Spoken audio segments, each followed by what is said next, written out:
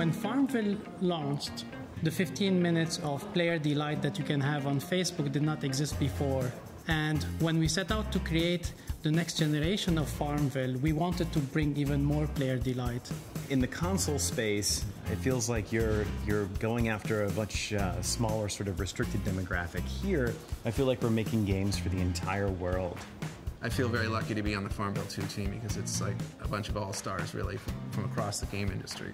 We wanted people to feel like when they came to FarmVille 2, it was a fresh new experience. The look was really inspired by FarmVille, but we wanted to reinvigorate that passion for growing things by making the player feel like the game really, really comes to life. So first of all, everything responds to your touch. And going beyond that, we spent a lot of time in trying to make the animals respond to your touch, do really cute things when you feed them, and it'll start bouncing around the screen. You know, it's so happy that you fed it. That's the moment where everybody gets hooked on the game. And the feedback that we're getting in generally has just been really, really positive. And specifically what people are responding well to is just the amount of life that's in the game, how animated things are. And it's really, people are enjoying coming back to it on a daily basis.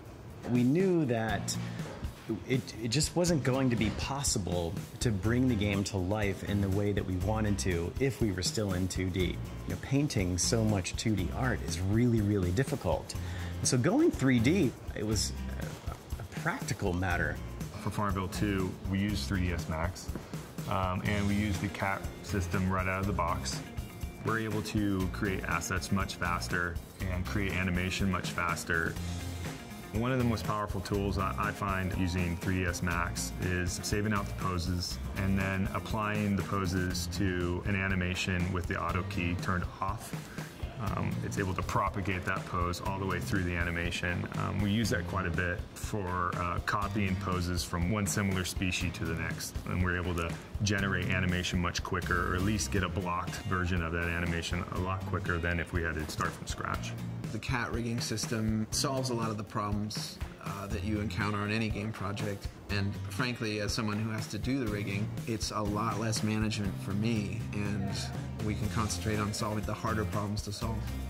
One of the things that's really, really different about being here at Zynga and being in the social space is we hear from our customers every day. We learn what they like, we learn what they don't like, and we're constantly adding new behaviors to the game.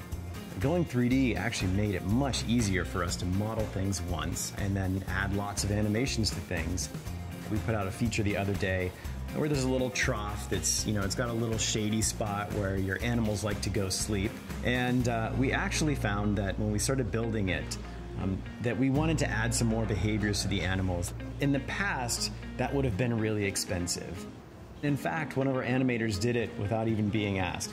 I don't think that could have ever happened if we were still in 2D. It is one of the most creative teams I've ever worked for. This is a team of rock stars. This is a team of people who really want to create a great product for the users. The turnaround in projects is always going to get faster, and the projects themselves have to be very, very limber.